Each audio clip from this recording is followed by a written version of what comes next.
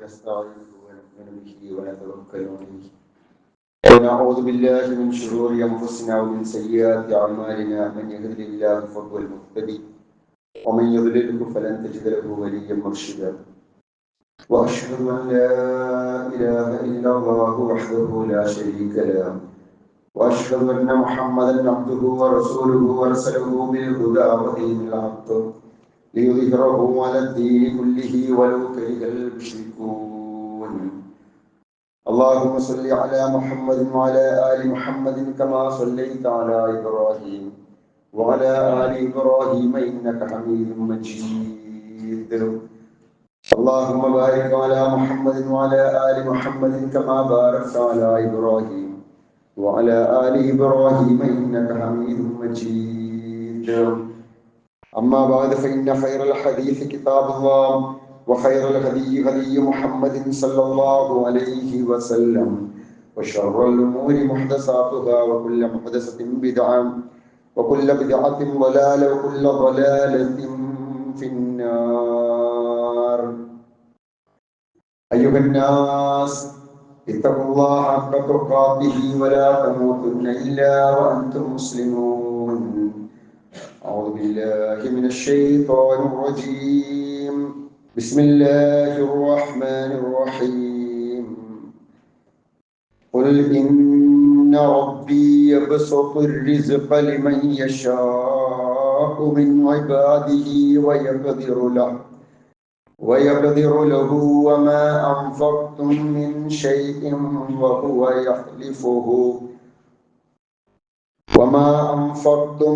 شيء وهو يخلفه وهو خير الرازقين.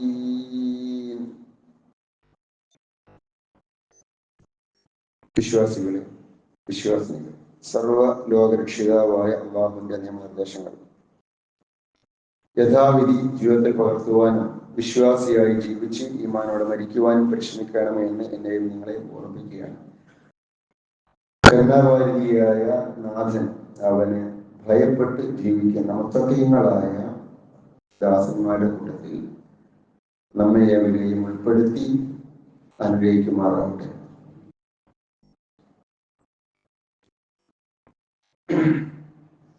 പല സഹോദരങ്ങളും സാധാരണ കുടുംബ ജീവിതം നയിക്കുന്ന ആളുകൾ, അവരിൽ ചിലരൊക്കെ പേഴ്സണലായി സംസാരിക്കുമ്പോൾ പറയുന്ന ഒരു വാക്ക്, ഞാൻ ജീവിതത്തിൽ ഒന്നും നേടിയിട്ടില്ല, അങ്ങനെ ജീവിക്കുന്നു, നാളുകൾ കഴിഞ്ഞു പോകുന്നു, മക്കൾക്ക് വേണ്ടിയാണ് ഇപ്പോൾ ഞാൻ ജീവിക്കുന്നത്, തിരിഞ്ഞു നോക്കുമ്പോൾ എനിക്ക് പലപ്പോഴും നിരാശയാണ് എന്ന് ഈ ആളുകൾ പറയും. പ്രവാസികളിൽ പലരും ഇതേ രീതിയിൽ സംസാരിക്കാറുണ്ട്. കുടുംബത്തിന് വേണ്ടി ഒരു മെഴുകുതിരി പോലെ ഞാൻ അവിടെ മണലാരണ്യത്തിൽ ഉരുകുകയാണ്. എന്ത് നേടി എന്ന് ചോദിച്ചാൽ ഒരുപാട് രോഗങ്ങൾ മാത്രം. ഇവിടെ ഒരു വിശ്വാസി എന്നുള്ള നിലക്ക് അവന്റെ കുടുംബത്തിന് വേണ്ടി, അവന്റെ സ്വന്തക്കാർക്ക് വേണ്ടി അവൻ സമർപ്പിച്ചിരിക്കുന്ന ആ ജീവിതത്തിൽ അവൻ നിരാശപ്പെടേണ്ടതുണ്ടോ? അവന്റെ ജീവിതം സക്സസ് അല്ല, വിജയപ്രദമല്ല എന്ന് നമ്മൾ അനുമാനിക്കേണ്ടതുണ്ടോ? എന്താണ് ഇസ്ലാമിലെ ഈ വിഷയത്തിലുള്ള ഒരു കാഴ്ചപ്പാട്? റസൂലുള്ളാഹി സ്വല്ലല്ലാഹു അലൈഹി വസല്ലം എന്താണ് പഠിപ്പിച്ചിരിക്കുന്നത്? ഇത് വിശ്വാസികളായ നമ്മളെല്ലാവരും ഒരു പരിധി വരെ അങ്ങനെ തന്നെയാണ്, കുടുംബത്തിന് വേണ്ടിയാണ് ജീവിക്കുന്നത്. സാധാരണ നമ്മൾ നാട്ടിൽ പറയാറുണ്ട്, പെണ്ണ് കെട്ടിയാൽ കാല് കെട്ടി, മക്കളായാൽ വാ കെട്ടി. അതൊരു പഴയ കാലത്തെ പ്രയോഗമാണ്. ഇന്ന് മക്കളായി കഴിഞ്ഞാലും നമ്മുടെ ജീവിതത്തിന്റെ സ്ഥിതിക്ക് വലിയ മാറ്റമൊന്നും ഇല്ല എങ്കിലും നമ്മളൊക്കെ ജീവിക്കുന്നത് നമ്മുടെ കുടുംബത്തിന് വേണ്ടിയാണ് എന്നുള്ള ഒരു യാഥാർത്ഥ്യമാണ്. അങ്ങനെ കുടുംബത്തിന് വേണ്ടി ജീവിക്കുന്ന ആളുകൾക്ക് നിരാശപ്പെടേണ്ട വല്ലതുമുണ്ടോ? അവർക്ക് സന്തോഷിക്കുവാൻ വല്ല വകുപ്പുമുണ്ടോ? അള്ളാഹുവിന്റെ പ്രവാചകൻ മുഹമ്മദ് മുസ്തഫ റസൂൽ കരീം സ്വല്ലല്ലാഹു അലൈഹി വസല്ലമ വളരെ സന്തോഷത്തോടു കൂടി വിശ്വാസിക്ക് ആശ്വാസം നൽകുന്ന രീതിയിലാണ് അത്തരം ആളുകളെ കുറിച്ച് സംസാരിക്കുന്നത്. അവർ ചെയ്യുന്ന കാര്യം അത് കുടുംബത്തിന് വേണ്ടിയായിരിക്കട്ടെ, മക്കൾക്ക് വേണ്ടിയായിരിക്കട്ടെ, ഫാമിലിക്ക് വേണ്ടിയായിരിക്കട്ടെ, ആർക്ക് വേണ്ടിയായിരുന്നാലും അവർ ചെയ്യുന്ന കാര്യം അള്ളാഹു ഏറെ ഇഷ്ടപ്പെടുന്ന കാര്യമാണ്. ആ ഒരു ആശ്വാസം ഒരു വിശ്വാസിക്ക് എപ്പോഴും അനുഭവിക്കുവാൻ സാധിക്കുമ്പോൾ മാത്രമേ അവന്റെ ജീവിതത്തിന് ഒരു സ്വസ്ഥതയും ഒരു സമാധാനവും അവന്റെ ഇബാദത്തുകൾക്ക് ഒരു ഇഖ്ലാസും അവന്റെ മനസ്സിന് ഒരു റാഹത്തും ഒക്കെ ലഭിക്കുള്ളൂ. അതിന് ആ രീതിയിൽ നമ്മുടെ കർമ്മങ്ങളെ നമ്മൾ നോക്കി കാണണം. അള്ളാഹുവിന്റെ പ്രവാചകൻ പഠിപ്പിച്ചു, ഇന്ന റജുൽ ഇദാ അൻഫഖ നഫഖ. ഒരു മനുഷ്യൻ, വിശ്വാസിയായ ഒരു മനുഷ്യൻ, അല അഖിലിഹി, അവന്റെ കുടുംബത്തിന് വേണ്ടി എന്തോ ഒരു കാര്യം ചെലവഴിച്ചു, ആ കുടുംബത്തിന് വേണ്ടി ഒരു സംഖ്യ, ഒരു പണം ചെലവഴിച്ചു, യഹ്തസിബുഹ, അതുകൊണ്ട് അവൻ പ്രതീക്ഷിക്കുന്നത് അള്ളാഹുവിന്റെ പ്രതിഫലമാണ്. അങ്ങനെ പ്രതിഫലം പ്രതീക്ഷിച്ചുകൊണ്ട് അവൻ ചെയ്താൽ കതബഹല്ലാഹു ലഹു സദഖ, അള്ളാഹു അവന് അത് ഒരു സദഖയായി രേഖപ്പെടുത്തും. അള്ളാഹുവിന്റെ മാർഗത്തിൽ അവൻ ചെയ്യുന്ന ഒരു സദഖക്ക് അള്ളാഹു നൽകുന്ന പ്രതിഫലമുണ്ടല്ലോ, അതേ പ്രതിഫലം, ഉദാഹരണത്തിന് സ്വന്തം മകന്റെ ഫീസ് അടക്കാൻ ഒരു സംഖ്യ കൊടുത്താൽ, സ്വന്തം മകളുടെ ചികിത്സക്ക് വേണ്ടി ഒരു സംഖ്യ മാറ്റിവെച്ചാൽ, അങ്ങനെ കുടുംബത്തിന് വേണ്ടി ഏത് കാര്യമായിരിക്കട്ടെ അവന് അനിവാര്യമായി ചെയ്യേണ്ടുന്ന ദീനിയായി തെറ്റല്ലാത്ത ഒരു കാര്യത്തിന് വേണ്ടി അവൻ ഒരു സംഖ്യ ചെലവഴിച്ചാൽ അത് അള്ളാഹുവിന്റെ അടുക്കൽ അവന് പുണ്യമുള്ള കാര്യമാണ്. ഇബ്നു മസ്ഊദ് റിപ്പോർട്ട് ചെയ്യപ്പെടുന്ന മറ്റൊരു വചനം ബുഖാരിയും മുസ്ലിമും ഉദ്ധരിക്കുന്നു, ഇദാ അൻഫഖ റജുലു അലാ അഖ്ലിഹി നഫഖ, ഒരാൾ തന്റെ കുടുംബത്തിന് വേണ്ടി ഒരു നഫഖത്ത്, ഒരു ദാനം ചെയ്തു, ഒരു സംഖ്യ ചെലവഴിച്ചു, യഹ്തസിബുഹ ഫഹിയ സദഖ, പ്രതിഫലം പ്രതീക്ഷിച്ചുകൊണ്ടാണ് അവൻ അത് ചെയ്യുന്നത് എങ്കിൽ അത് അള്ളാഹുവിന്റെ അടുക്കൽ സദഖയാണ്. ഇനി വിശുദ്ധ ഖുർആനിലെ സൂറത്ത് തലാഖിലെ 7-ാമത്തെ ആയത്ത് ഇങ്ങനെയാണ് സൂചിപ്പിക്കുന്നത്, ലിയുൻഫിഖ് ദു സഅത്തിൻ മിൻ സഅതിഹി, ശേഷിയുള്ള ആളുകൾ, കഴിവുള്ള ആളുകൾ അവരുടെ കഴിവിനനുസരിച്ച് ചെലവഴിക്കട്ടെ. വമൻ ഖദിറ അലാ റിസ്ഖിഹി ഫൽയുൻഫിഖ് മിമ്മാ ആതാഹുല്ലാഹ്, ഇടുങ്ങിയ രീതിയിലുള്ള ഒരു ജീവിതത്തിനുള്ള വകയാണ്, വിശാലമായ അർത്ഥത്തിൽ ചെലവഴിക്കുവാനുള്ള ശേഷി അള്ളാഹുവിന് കൊടുത്തിട്ടില്ല.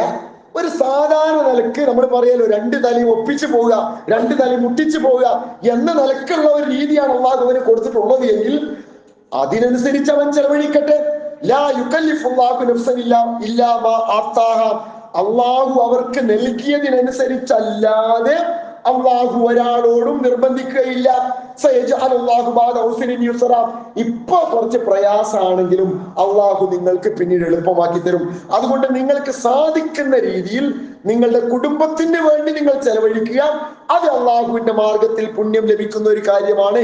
ഇബ്നു ഉസൈമീൻ ഇതിന്റെ വ്യാഖ്യാനത്തിൽ പറയുന്നു, അൽ ഇൻഫാഖു അലൽ അഹ്ലി വൽ ഔലാദി, സ്വന്തം കുടുംബത്തിന് വേണ്ടിയും മക്കൾക്ക് വേണ്ടിയും ചെലവഴിക്കുക എന്നുള്ളത് അഫ്ളലുൽ ഇൻഫാഖി ഫീ സബീലില്ലാഹ്, അല്ലാഹുവിന്റെ മാർഗത്തിൽ ചെയ്യുന്ന ദാനത്തിൽ ഏറ്റവും ശ്രേഷ്ഠമായ ദാനമാണ്.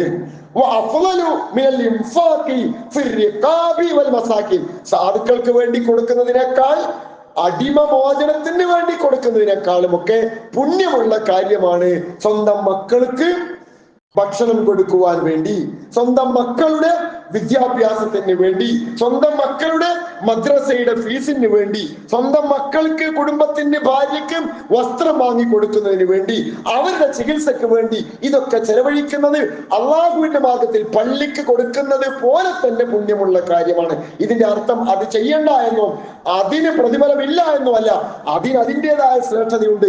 എന്നാൽ അതിന് സാധിക്കാതെ, അതിന് വലിയ രീതിയിലൊന്നും ചെയ്യാൻ സാധിക്കാതെ ഇതിനു വേണ്ടി കഷ്ടിച്ച് പ്രയാസപ്പെട്ട് ഇങ്ങനെ പോകുന്ന ഒരാളും അതിന്റെ പേരിൽ ജീവിതത്തിൽ നിരാശ അനുഭവിക്കേണ്ടതില്ല എന്നാണ് ഈ വചനങ്ങളൊക്കെ സൂചിപ്പിക്കുന്നത്. അബീ ഹുറൈറ റളിയല്ലാഹു അൻഹു റിപ്പോർട്ട് ചെയ്യപ്പെടുന്ന മറ്റൊരു വചനം, ഖാല സല്ലല്ലാഹു അലൈഹി വസല്ലം, ദീനാറുൻ അൻഫഖ്തഹു ഫീ സബീലില്ലാഹ്, അള്ളാഹുവിന്റെ മാർഗത്തിൽ നിങ്ങൾ ചെലവഴിച്ച ഒരു ദീനാർ, ഒരു സ്വർണ്ണ നാണയം, വദീനാറുൻ അൻഫഖ്തഹു ഫീ റഖബ, അന്നത്തെ കാലത്ത് അടിമമോചനത്തിന് വേണ്ടി നിങ്ങൾ ചെലവഴിച്ച ഒരു ദീനാർ, സാധുവിന്റെ ഭക്ഷണത്തിന് വേണ്ടിയോ അവന്റെ കാര്യങ്ങൾക്ക് വേണ്ടിയോ നിങ്ങൾ ചെലവഴിച്ച ഒരു ദീനാർ, നിങ്ങളുടെ കുടുംബത്തിന്റെ പ്രയാസം, സ്വന്തം മക്കളുടെ പട്ടിണി, ഭാര്യയുടെ പട്ടിണി, അത് നീക്കാൻ വേണ്ടി നിങ്ങൾ ചെലവഴിച്ച ഒരു ദീനാർ, അതിൽ ഏറ്റവും പ്രതിഫലമുള്ളത് അല്ലദീ അൻഫഖ്തഹു അലാ അഹ്ലിക, നിങ്ങളുടെ അഹ്ലുകാർക്ക് വേണ്ടി, നിങ്ങളുടെ സ്വന്തക്കാർക്ക് വേണ്ടി നിങ്ങൾ ചെലവഴിച്ചതാണ് റസൂലുള്ളാഹി സ്വല്ലല്ലാഹു അലൈഹി വസല്ലം പഠിപ്പിക്കുന്നു. ഇനി ഒരു നിരവധി വചനം നമുക്ക് ഇതുമായി ബന്ധപ്പെട്ട് കാണുവാൻ സാധിക്കുന്നു. പറയുന്നു, ഉദ്ധരിക്കുന്നു, ഒരു മനുഷ്യൻ ചെലവഴിക്കുന്നതിൽപ്പെട്ട ഏറ്റവും നല്ല ദീനാർ എന്ന് പറയുന്നത് സ്വന്തം കുടുംബത്തിന് വേണ്ടി ചെലവഴിക്കുന്ന ഒരു ദീനാറാണ്. മുസ്ലിം റഹ്മത്തുള്ളാഹി അലൈഹി റിപ്പോർട്ട് ചെയ്യുന്ന വചനമാണ്. ഇനി അബീ വക്കാസ് റളിയല്ലാഹു അൻഹു നിന്ന് പറയപ്പെടുന്ന ഒരു ഉദ്ധരിക്കപ്പെടുന്ന ഒരു വചനം,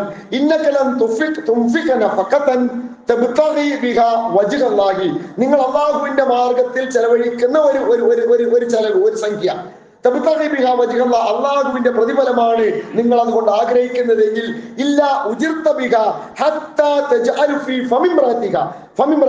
നിങ്ങൾക്ക് അതിന് പ്രതിഫലം ലഭിക്കാതിരിക്കുകയില്ല.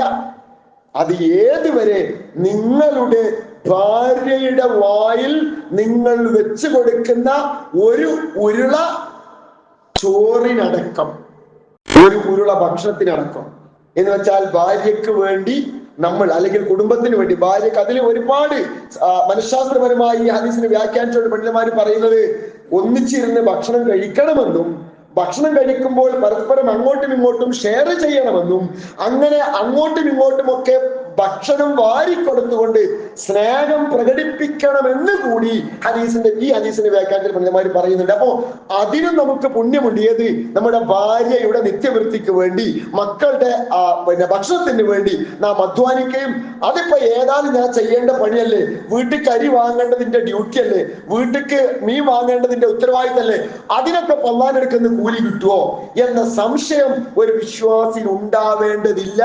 അതിന് അള്ളാഹു അവന് പ്രതിഫലം നൽകുന്നതാണ് എന്ന് റസൂലുള്ളാഹി സ്വല്ലല്ലാഹു അലൈഹി വസല്ലം പഠിപ്പിക്കുന്നു. ഇനി മറ്റൊരു വാക്യം, ഖാല മൗല അബ്ദുല്ലാഹി ഇബ്നു അംർ മോചിപ്പിച്ച അടിമ, അദ്ദേഹം ഇപ്പോൾ അടിമയല്ല, നേരത്തെ അടിമയായിരുന്നു, അതാണ് മൗല എന്ന് പറയുന്നത് ഉദ്ദേശിക്കുന്നത്.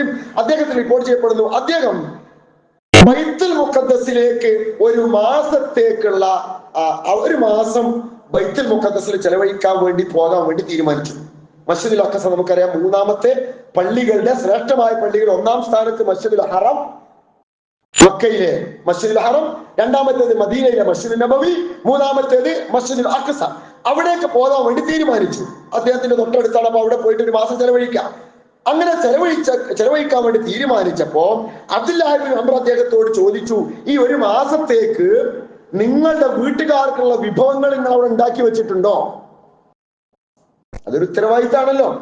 ആ വീട്ടുകാരെ പട്ടിണിക്കിട്ടാണോ നിങ്ങളൊരു മാസത്തേക്ക് പോകുന്നത്?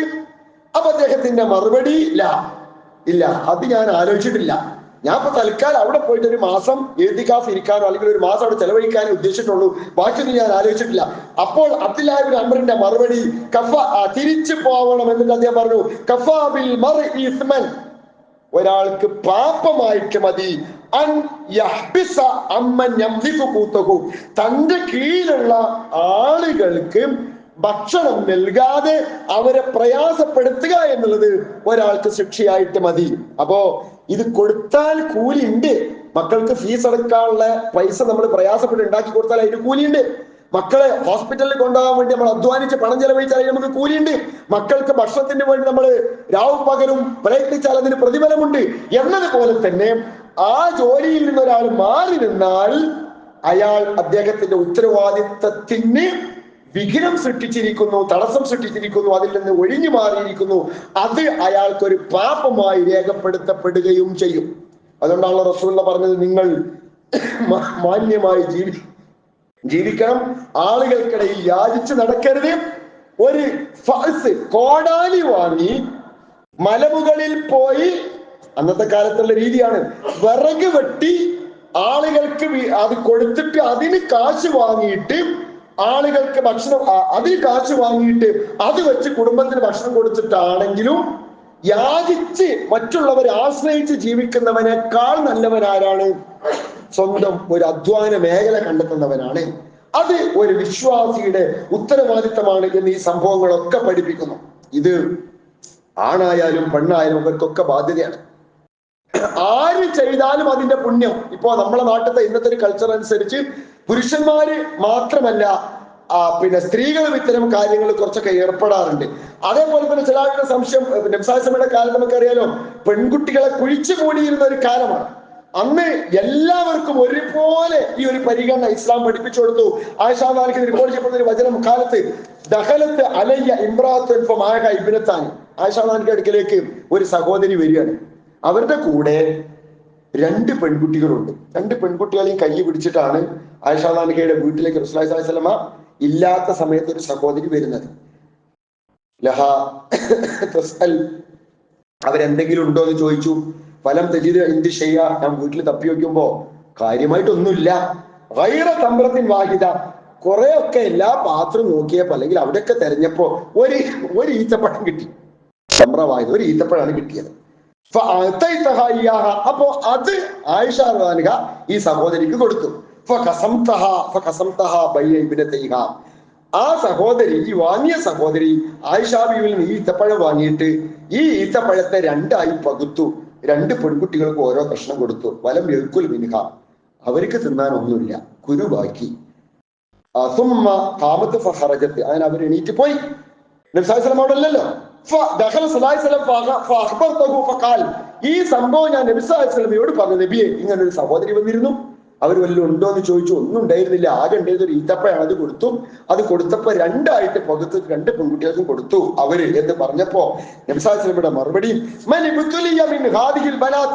ആരെങ്കിലും പെൺകുട്ടികളെ കൊണ്ട് പരീക്ഷിക്കപ്പെട്ടാൽ, അഥവാ അള്ളാഹു ഒരാൾക്ക് പെൺകുട്ടികളാണ് നൽകുന്നത് എങ്കിൽ അവരോട് നന്നായി പെരുമാറിയാൽ അവർ നരകത്തിൽ നിന്ന് ഇവർക്ക് ഒരു അഭയമായി പരിചയമായി മാറും. അതിന്റെ മറ്റൊരു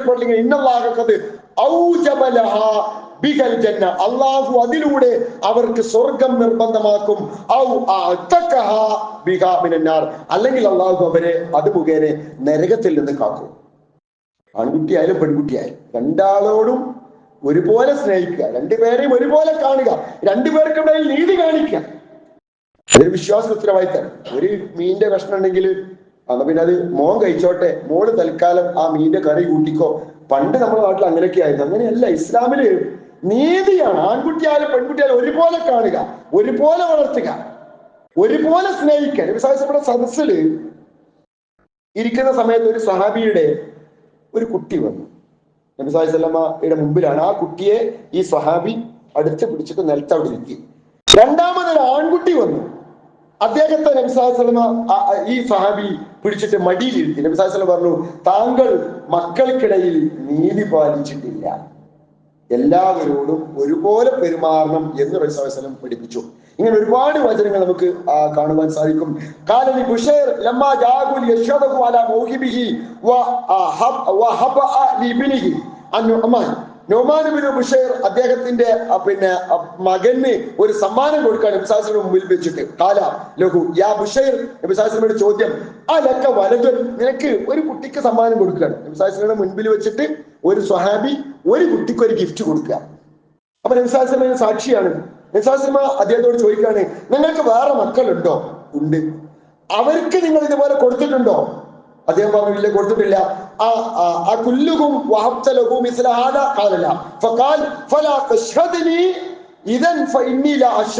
ഞാൻ ഒരക്രമത്തിന് കൂട്ടു നിൽക്കൂല. ഇത് അക്രമമാണ്. ഇത് ഒരു കുട്ടിക്ക് മാത്രം തോനെ കൊടുക്കുക.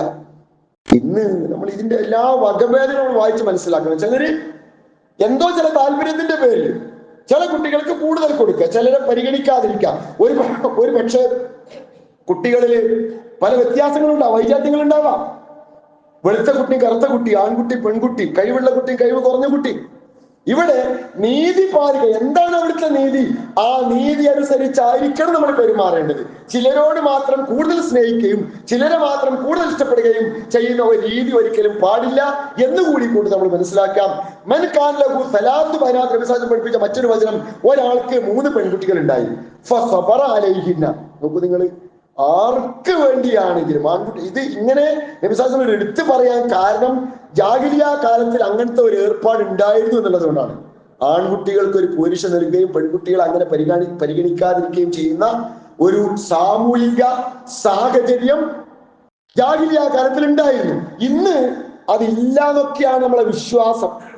എന്നാലും വീട്ടിന്റെ ഉള്ളിൽ ചെല്ലുമ്പോൾ നമുക്ക് മനസ്സിലാകും, ഉമ്മാന്റെ മനസ്സിലും ഉപ്പാന്റെ മനസ്സിലും ചില കുട്ടികളോട് ചില പ്രത്യേകമായ പരിഗണന ഉണ്ടാക്കപ്പെടുന്ന സാഹചര്യം ഉണ്ടാവുകയും മറ്റേ കുട്ടിക്ക് അതൊരു വേദനയായി അനുഭവപ്പെടുകയും ചെയ്താൽ, ഞാൻ എൻ്റെ അനുഭവത്തിൽ നിന്ന് കൂടിയാണ് സംസാരിക്കുന്നത്. ഒരു കൗൺസിലർ എന്ന നിലയ്ക്ക് പലപ്പോഴും പല കേസിലും മക്കൾ വന്നിട്ട് പറയാണ്, എൻ്റെ ഉമ്മാക്ക് എന്നോട് വെറുപ്പാണ്, എന്നോട് ഇഷ്ടമല്ല, ഓനോട് ഭയങ്കര ഇഷ്ടമാണ്, ഓനോടാണ് സ്നേഹം.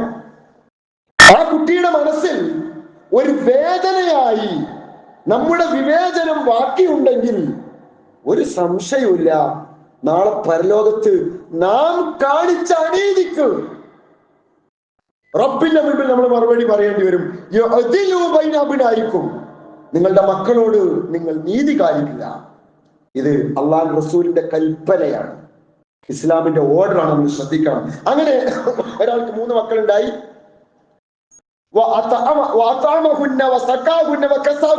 അവർക്ക് ഭക്ഷണം കൊടുത്തു, വെള്ളം കൊടുത്തു, വസ്ത്രം കൊടുത്തു, എല്ലാം കൊടുത്തു വളർത്തി. പരലോകത്ത് ഈ മക്കൾ, ഈ 3 പെൺമക്കൾ അവർക്കൊരു പരിചയമായി വരും. ജാഹിലിയത്തില് കുഴിച്ചു മൂടപ്പെട്ട പെൺകുട്ടികൾക്ക് പെണ്ണായി പോയി എന്നുള്ളതിന്റെ പേരിൽ മാത്രം, പെണ്ണായി പിറന്നു എന്നുള്ളത് കൊണ്ട് മാത്രം കുഴിച്ചു മൂടപ്പെട്ട പെൺകുട്ടികൾക്ക് ജീവിക്കുവാൻ മാത്രമല്ല ആൺകുട്ടികളെ പോലെ ജീവിക്കുവാനുള്ള അവകാശം വകവെച്ചു കൊടുത്ത മതത്തിന്റെ പേരാണ് ഇസ്ലാം. ആ ഇസ്ലാമിനെ നോക്കിയിട്ടാണ് ഇന്ന് ചിലര് അവരുടെ ദ്രംഷ്ടം കാണിക്കുന്നത്. ഇസ്ലാം പെണ്ണിനോട് അനീതി കാണിച്ചു എന്ന് ഇല്ല. ഇസ്ലാം ലവലേശം അനീതി പെണ്ണിനോട് കാണിച്ചിട്ടില്ല എന്ന് മാത്രമല്ല, സ്ത്രീകളെ ഉയർത്തിക്കൊണ്ടുവന്നതിന്റെ ചരിത്രമാണ് ഇസ്ലാമിന് പറയുവാനുള്ളത്. ഇതിന്റെ മറ്റൊരു ഹദീസ് ഇങ്ങനെയാണ്, മൻ കാന ലഹു സലാസ ബനാത്തിൻ യുഅദ്ദിബുഹുന്ന, അവരെ 3 പെൺകുട്ടികൾ ഉണ്ടാകുകയും അവരെ അദബ് പഠിപ്പിക്കുകയും വയർഹമുഹുന്ന, അവരോട് കരുണ കാണിക്കുകയും വയുകഫിലുഹുന്ന, അവരെ സംരക്ഷിക്കുകയും ചെയ്താൽ വജബത്ത് ലഹുൽ ജന്ന അൽ ബക്ത, അവന് സ്വർഗ്ഗം ഉറപ്പായി. ഖീല, അപ്പോ ഒരു സ്വഹാബി 3 പെൺകുട്ടികൾ ഒരാൾക്ക് ഉണ്ടായിട്ട് അവരെങ്ങനെയൊക്കെ ആക്കിയാൽ അവർക്ക് സ്വർഗം ഉണ്ടെന്ന് അള്ളാഹു റസൂൽ പറഞ്ഞപ്പോ ആ കൂട്ടത്തിൽ 2 പെൺകുട്ടികൾ ഒരു സഹാബി ഉണ്ടായിരുന്നു. ആ സഹാബി പറഞ്ഞു, നബിയെ വൈൻ കാലത്ത് ഇത്തനത്തൈനി, 2 പെൺകുട്ടികളെ നോക്കിയാലും ഈ സ്വർഗം കിട്ടൂലേ? അയാളെ മനസ്സിലുള്ള ആഗ്രഹം റസൂൽ പറഞ്ഞു, കാൽ ഇൻ കാലത്ത് ഇസ്നത്തൈനി, അങ്ങനെയാണെങ്കിൽ 2 ആൾക്കും കിട്ടും. അപ്പോ വേറൊരു സഹാബിയുടെ സംശയം, നബിയെ അയാൾക്ക് ഒരു കുട്ടിയുള്ളൂ, ഒരു പെൺകുട്ടിയുള്ളൂ, നബിയെ ഒരു കുട്ടിനെ ഇതേപോലെ കൃത്യമായി നോക്കി വളർത്തി പരിപാലിച്ച് അവൾക്ക് വേണ്ടതൊക്കെ ചെയ്തിട്ടാൽ ആ സ്വർഗം കിട്ടുമോ? നബി സല്ലല്ലാഹു അലൈഹി വസല്ലം പറഞ്ഞു, ലഖാൽ വാഹിദ, ഒരാളാണെങ്കിലും കിട്ടും.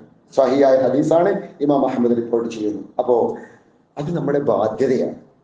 നമ്മൾ ചെയ്യുന്നത് സ്വർഗം നേടിയെടുക്കുന്ന ഒരു പണിയാണ്. അതുകൊണ്ട് അതിലൊരു വിശ്വാസിക്ക് നിരാശ വേണ്ടതില്ല. നമ്മുടെ ഉത്തരവാദിത്തമാണ് നാം നിർവഹിക്കുന്നത് എന്ന ബോധ്യം പരലോകത്ത് വലിയ പ്രതിഫലമായി മാറുന്ന കാര്യം.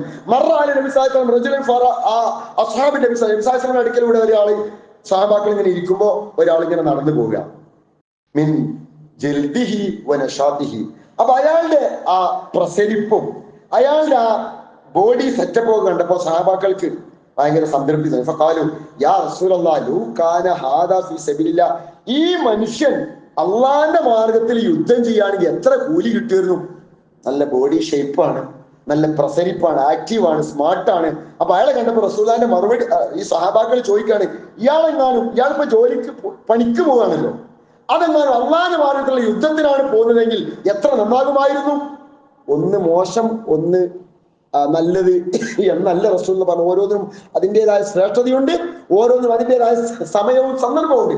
ഈ സന്ദർഭത്തിൽ റസൂൽ പറഞ്ഞു ഫഖാല റസൂലുള്ളാഹി സ്വല്ലല്ലാഹു അലൈഹി വസല്ലം ഇൻ കാന ഖറജ യസ്ആ അലാ വലദിഹി ഇസ്തിഗാറൻ ഫഹുവ ഫീ സബീലില്ലാഹ്. അവൻ തന്റെ കൊച്ചുമക്കൾക്ക് വേണ്ടി അധ്വാനിക്കാനാണ് പോകുന്നത് എങ്കിൽ അത് അള്ളാഹുവിന്റെ മാർഗത്തിലുള്ള ജിഹാദിന് തുല്യമാണ്.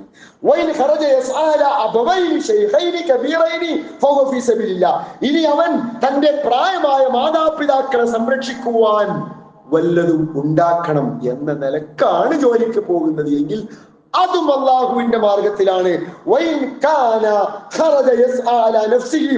അവൻ സ്വന്തത്തെ, അവനും വേണല്ലോ ഇതൊക്കെ, അങ്ങനെ സ്വന്തത്തിന് വേണ്ടിയാണ് പോകുന്നത് എങ്കിലോ അതും അല്ലാഹുവിന്റെ മാർഗത്തിലാണ്. പക്ഷേ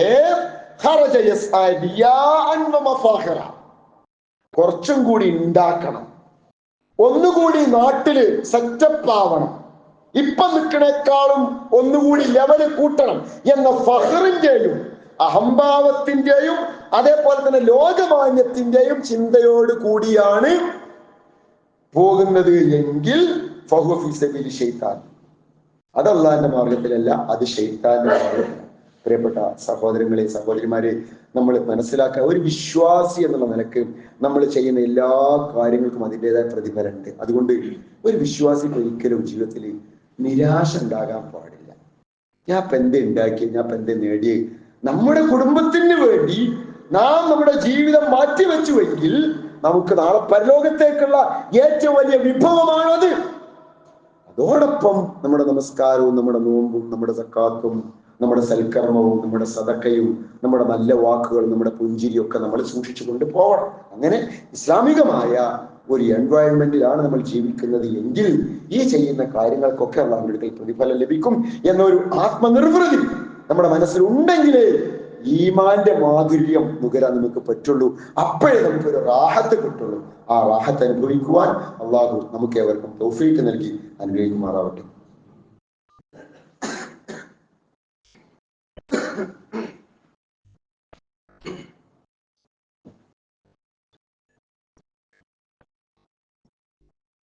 അൽഹംദുലില്ലാഹിൽ വാഹിദിൽ ഖഹാർ അസീസുൽ ഗഫാർ والصلاة والسلام على من أرسله الله كافة للناس بالتبشير والإنذار وعلى آله الأتقياء الأبرار وعلى أصحابه الأصفياء الأخيار ما دامت السماوات والأرض ما تواكبت الظلمات والأنوار ما اتقوا الله വിശ്വാസികൾ ക്ഷമിക്കുകയും അള്ളാഹുവിന്റെ നിയമനിർദ്ദേശ ജീവിതത്തിൽ പ്രവർത്തിക്കുകയാണ്.